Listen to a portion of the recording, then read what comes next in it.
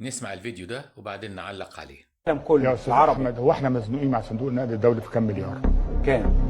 140 180 مليار تقريبا. 165. ماشي، انا عايز اسالك سؤال. نعم. ترامب نعم. خد كام مليار من الخليج نعم. لما كان رئيس؟ نعم.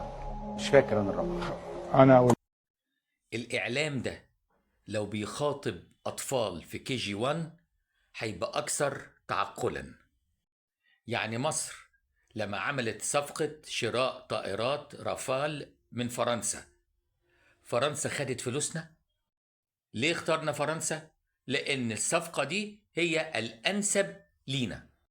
ما سمعناش يعني حد من الدول اللي جنبينا جه قال لنا انتوا ما اشتريتوش مننا الطيارات ليه؟ يعني مثلا هروح ليبيا اشتري طيارات، هشتري طيارات شرعيه؟ يعني احنا لما دفعنا الفلوس لفرنسا، هل معنى كده ان فرنسا استولت على فلوسنا ولا احنا في المقابل خدنا الطيارات؟ واحب قوي اختم بالفيديو اللي انتوا هتسمعوه دلوقتي.